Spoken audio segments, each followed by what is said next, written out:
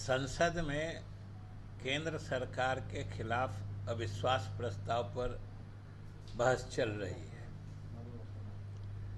इस अविश्वास प्रस्ताव का नतीजा जो भी हो, और वैसे नतीजा तो संख्या बल के आधार पर होता है, इसलिए कुछ और बहुत प्रत्याशित उम्मीद भी नहीं की जाती है।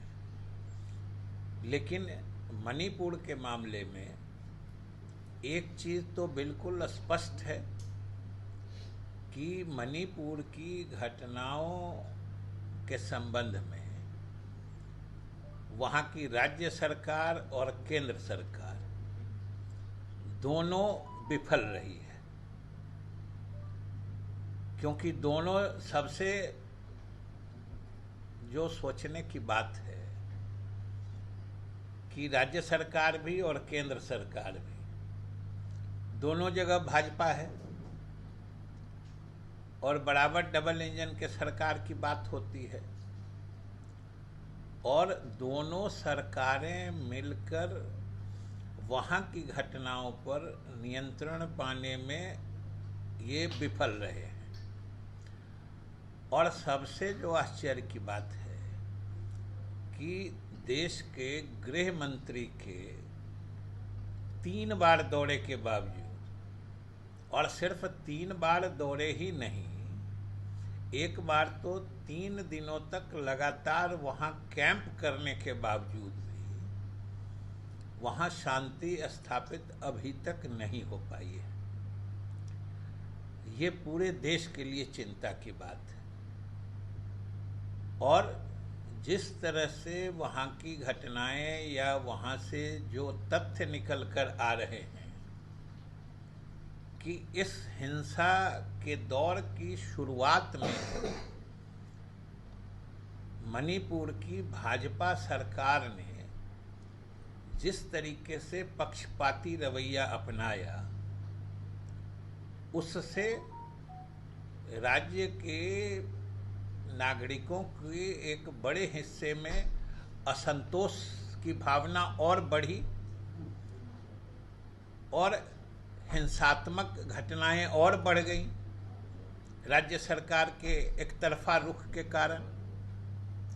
और जो राज्य सरकार से सभी लोगों के हित में शांति स्थापित करने की उम्मीद की जाती है, राज्य सरकार बिल्कुल विफल रही है।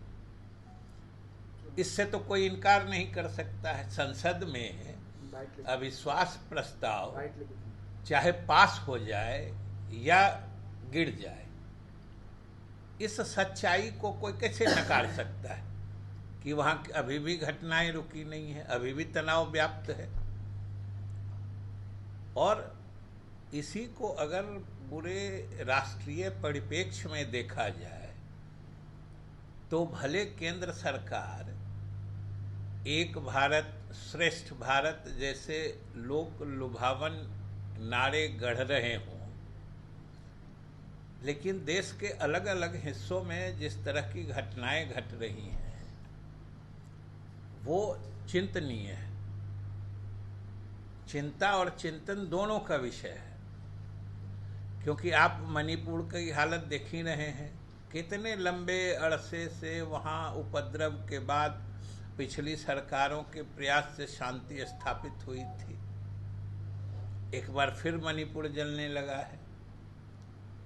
इसी तरीके से आप देख लीजिए कि पंजाब हो या उसके बाहर हो, खालिस्तानी समर्थक कैसे शांत हो गए थे, आज फिर से सिर उठाने की कोशिश कर रहे हैं। कश्मीर घाटी में भी स्थिति पूर्णतया नियंत्रण में नहीं आई है, वहाँ भी घटनाएं घट रही हैं।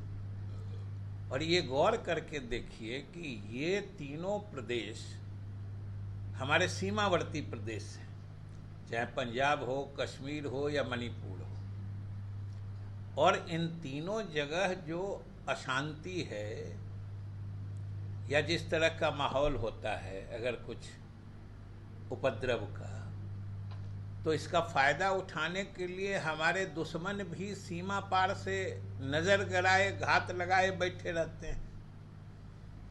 तो ये तो चिंता की बात है। और इसमें तो केंद्र सरकार को चाहिए कि पूरे देश को विश्वास में लेके, सभी दलों को विश्वास में लेके ऐसी व्यवहारिक और प्रभावकारी नीति बनाए जिससे कि इन इलाकों में शांति हो। और जिस तरह की सांप्रदायिक घटनाएं भी देखिए, हरियाणा जैसे शांत प्रदेश में इतने बड़े पैमाने पर सांप्रदायिक हिंसा तो कभी नहीं हुई थी। सांप्रदायिकता के मामले में हरियाणा एक शांत प्रदेश जाना जाता था। वहाँ भी जिस तरीके से घटना घटी, या वहाँ भी प्रशासन जिस ढंग से एक तरफा फिर कार्रवाई कर रहा है, इससे बुरा क्या हो सकता है कि प्रशासन इस ढंग से एक तरफा कार्रवाई कर रही थी कि न्यायालय को सो मोटो संज्ञान में लेके उसको रोकना पड़ा।